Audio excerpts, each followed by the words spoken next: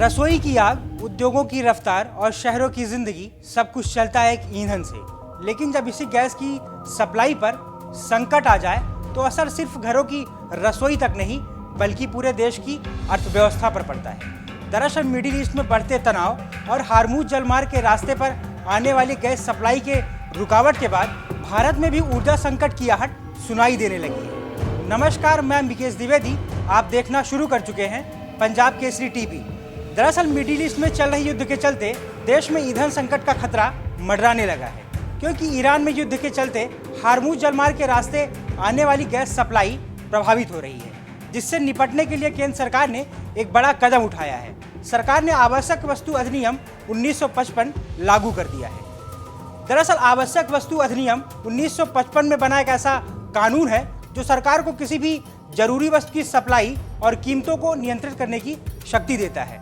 जब किसी वस्तु की कमी हो जाए या उसकी कीमतें तेजी से बढ़ने लगे तब सरकार इस कानून को लागू करती है। इस कानून का मुख्य उद्देश्य है जमाखोरी रोकना और आम लोगों तक जरूरी सामान की सप्लाई बनाए रखना।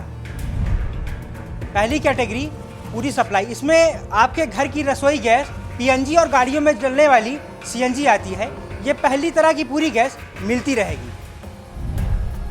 दूसरी कैटेगरी खाद कारखाने, खाद बनाने वाली फैक्ट्रियों को करीब 70% गैस दी जाएगी। बस उन्हें यह साबित करना होगा कि गैस का इस्तेमाल खाद बनाने में ही हो रहा है।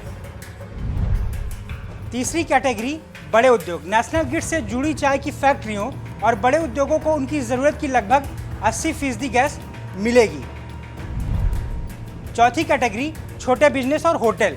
शहरों के गैस नेटवर्क से जुड़े छोटे कारखानों, होटल और रेस्टोरेंट को भी उनकी पुरानी खपत के हिसाब से लगभग 80% गैस दी जाएगी। कमर्शियल गैस सप्लाई रुकने की वजह से कई छोटे और बड़े होटल ढाबों के कारोबार बंद होने की नौबत भी आ गई है। छोटे व्यापारियों का कहना है कि अगर जल्द ही गैस सप्लाई बहाल नहीं हुई तो उनके सामने रोजगार का संकट खड़ा हो सकता है। भारत में एलपीजी की कुल खपत 33.15 मिलियन मीट्रिक टन होती है। भारत सालाना खपत का 67% यानी 2/3 एलपीजी इंपोर्ट करता है, जिसमें से कुल इंपोर्ट का 85 से 90% मिडिल ईस्ट से इंपोर्ट करता है। और वहीं भारत में कुल उपभोक्ता की बात करें तो 33.2 करोड़ कंज्यूमर हैं।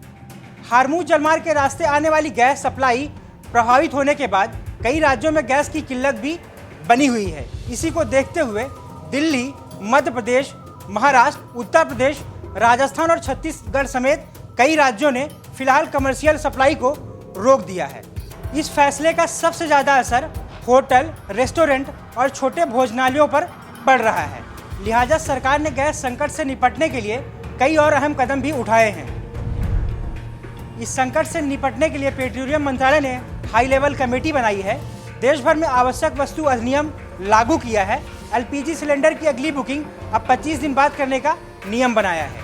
इसके साथ ही डिलीवरी के लिए ओटीपी और बायोमेट्रिक अनिवार्य कर दिया है। सभी रिफाइनरों को एलपीजी उत्पादन बढ़ाने का भी आदेश दिया गया है। गौरतलब है कि इसी बीच सरकार ने घरेलू गैस सिलेंडर कीमतों को भी बढ़ा दिया है।